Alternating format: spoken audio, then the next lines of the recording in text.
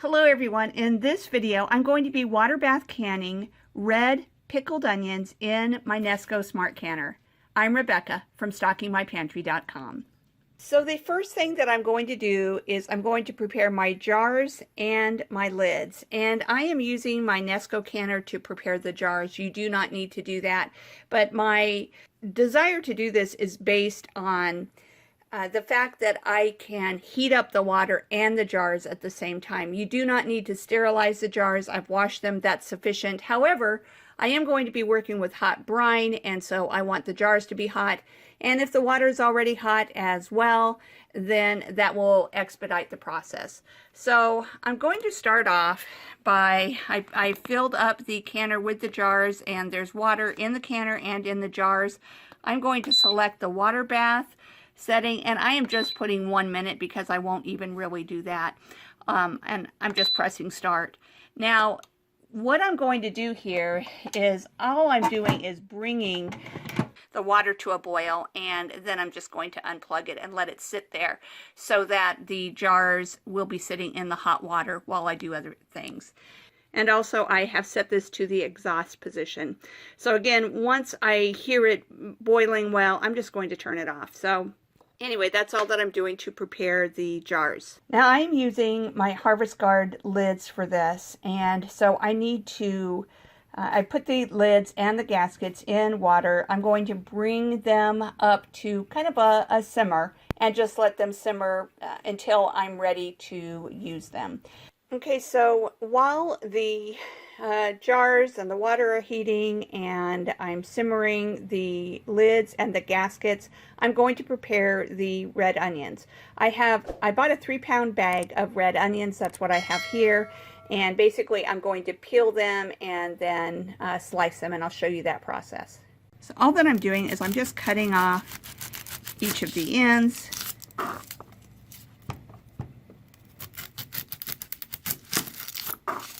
And then I'm going to remove this outer peel and really the first layer of the onion, because that kind of tends to be not so nice. So I'll just be peeling that off.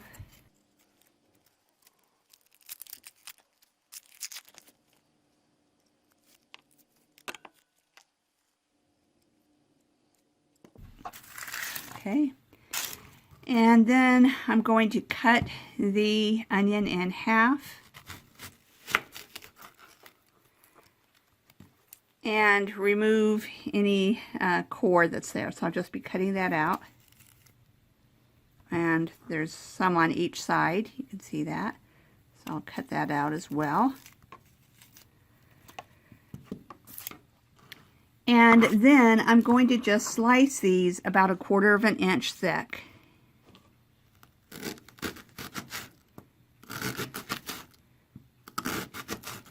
And by the way, you can use any type of onion that you desire, that you prefer, but red onion is really pretty. You'll see how it'll end up being kind of a pink color in the jar. And so they just look really pretty in the jar, and then they also look nice when you put them on food, tacos or whatever you're going to use them in.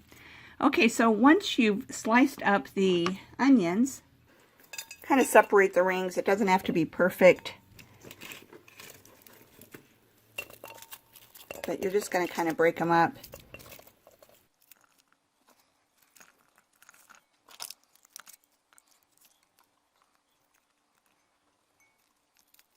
Okay, and then I'm going to continue the process with the rest of the onions, and I will bring you back when it's all ready to go. Okay, I've finished peeling and slicing up all of the onions, and I just want to kind of show the Nesco. It has still not come to a boil. I am hearing that it's starting to get hot. I can kind of hear a little simmering or something going on. So I am just letting that continue the process while I move on to the next step. And the next step is preparing the brine. Okay, so the first ingredient is in the brine is 5½ cups of white vinegar.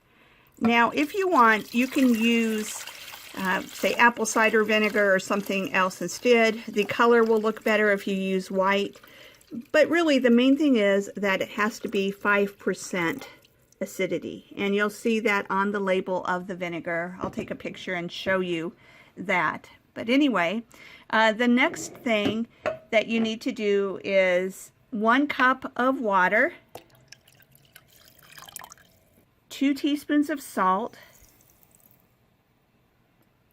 and 2 cups of sugar.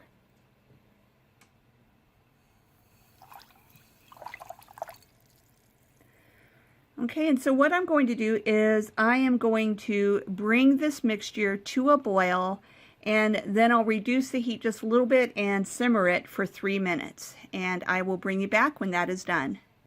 Okay, so while I was preparing the brine, the canner did start having some steam coming out of it, and at that point I unplugged it. I kept the lid on so it will stay hot. So the water's hot, the jars are hot, and I'm going to remove them from the canner and then start filling them. Okay, so I'm just opening the lid, and you can maybe see that steam's coming out, and I'm just going to pick up the jars and dump the water out of them, okay?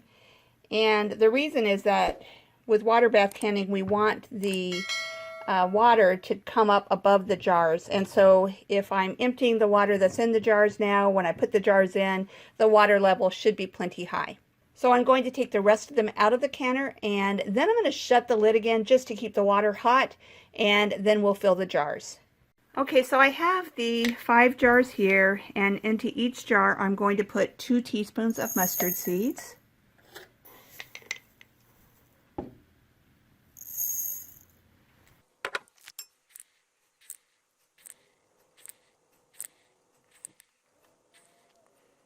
And then I'm going to put 1/4 teaspoon of red pepper flakes in each jar. And this heat will kind of balance out the sugar that's in there. And the sugar kind of balances out the taste of the vinegar. So every little ingredient plays a part. All right, and now I'm going to put 1/4 teaspoon of black peppercorns.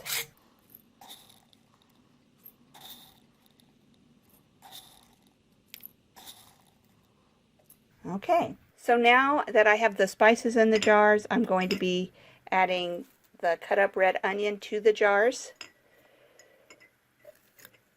And I'm going to fit in as much as I can because I have a lot of onions and I don't know if I have enough jars. And if I don't, that's okay. I'll just reserve some of the onions in it for a different recipe.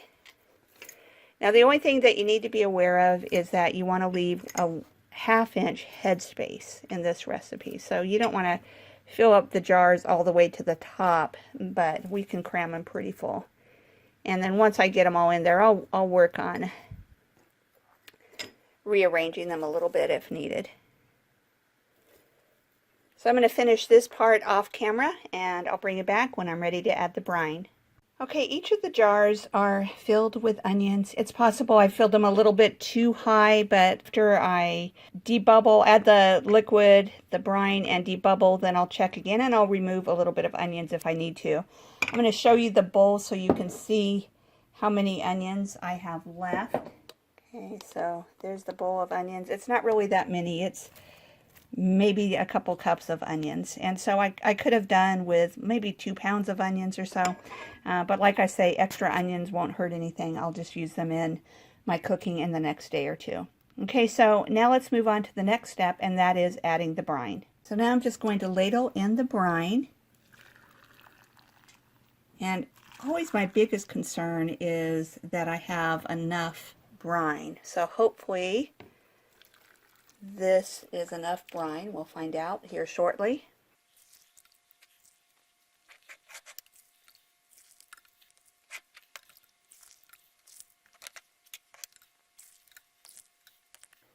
Okay, thankfully I do still have some brine, and I have to tell you, the vinegar from the brine is kind of burning my eyes, so it's definitely pretty strong. So what I'm going to do now is I'm just going to go through and debubble. Okay, so I've gone through and I've debubbled, and the onions were kind of sticking up, so I just kind of am poking them down into the brine. And if I use my little headspace tool, I see that I can actually add a little bit more of the brine, at least in this particular jar. So I'm just going to go through and do the same process in each of the jars. I'm just going to go through, debubble each of them, and then I'll push down any of the onions that are sticking up, and then I'll check for headspace. And see, this one is slightly, I might need to take a little bit out of this one, add a little bit to the other jar, and so on. So I'm going to do that process, and then I'll bring you back for the next step. Okay, so now that all of the jars have been filled and I've debubbled them, checked the headspace, and either added or removed some of the onions and brine, I need to wipe the rims with vinegar. And that is just to make sure that there's no debris on the rings, or on the rims rather, that would prevent a good seal from happening. So that's what I'm going to do now. Just go through and wipe all the rims. And then I'll be putting the lids and the rings on. Okay, so I have put all of the lids and the rings on, and I have put the jars into the canner, and it might be kind of hard to tell, but the water is definitely covering the jars, so it's at a good level. You need to make sure to cover with at least an inch of water. The water's still hot, and so that's good. And now I'm going to do something that helps me make sure that I remember all the steps. So I have this checklist that I created that was made specifically for the Nesco canner. I have instructions for both water bath canning and also for pressure canning, and it is available free of charge on my website. And in fact, I'm going to write a blog post to go with this video where I have the recipe all written out and that type of thing. And if you go to that blog post, which I'll link to in the description, you'll be able to grab this checklist yourself. Okay, so let's go through the checklist and make sure I haven't forgotten anything. So it says put canning jar rack in the bottom of the canner, and I've done that. Fill your jars according to the recipe, being sure to debubble, leave the right amount of headspace per the recipe, wipe the rims, etc. Okay, so I've done those two things. Put the lids on following the manufacturer's instructions, and the reason I didn't give specific instructions for the lids is because it depends on if you're using like the metal lids or Tatler or Harvest Guard like I am. But anyway, I did that. Place the jars into the canner and cover with water. I showed you that they're covered with water. And I'm going to shut the lid and put it in the closed position. Okay. So I shut the lid and I'm putting it in the closed position. So I'm going to check that off. Make sure the pressure valve is in the exhaust position. I'll take a look at it, and you can see that it's in the exhaust position. And press the water bath steam button. Okay, so I press the water bath steam button, and I'm putting in the proper amount of time, making sure to adjust based on altitude. So the proper time for canning pickled onions is 10 minutes. However, due to my altitude, I need to can this recipe for 15 minutes. So if you don't know how to adapt canning recipes based on your altitude, I have a blog post and a video for that as well, and I'll be sure to link to that. Okay, so it's a 10-minute recipe. I need to add 5 minutes, so I'm going to do 15 minutes. Whoops. Okay, and then again, going to the next thing on my checklist is press the start button. And the next thing that I'm going to do is, let's look down back at the checklist here. Once there's a steady stream of steam coming out of the exhaust, press the start button again to activate the timer. Be sure to leave the valve in the exhaust position the entire time when water bath canning. So this can take a while. Thankfully, since I'm starting with hot water, it hopefully won't take too long, but it could take up to a half hour. So I'm going to stop the video now, and I'm going to bring you back when the steam is coming out, and we'll go on to the next step. Okay, hopefully you can see that there is a steady stream of steam coming out. So once that happens, looking back down at the checklist, once there's a steady stream of steam coming out of exhaust, press the start button again to activate the time. So I'm going to press the start button, and now you can see it says 15. So it will start counting down from here, and I'll bring you back when it's finished counting down.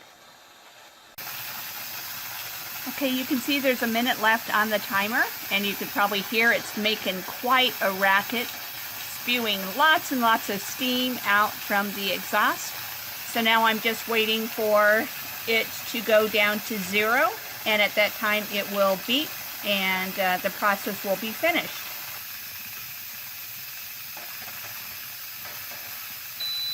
Okay, you can hear it beeping, and it turned off. So let's go ahead and look at our checklist for the next steps.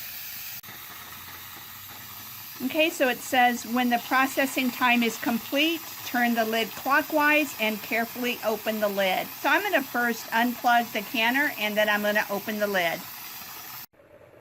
Okay, it was maybe 10 seconds after I said I'd wait a little bit, and then the pressure came down and I'm able to open it. Bring this back. You can see things are bubbling away. You can see why it says to, the instructions say to carefully open the lid, because it is extremely hot. And now I'm going to use the jar lifter to take the jars out. And I find that for some reason it is very difficult to get that first jar out. So I might need to grab a spoon or something to push it forward. In fact, I think I'm going to do that. Hold on just a moment.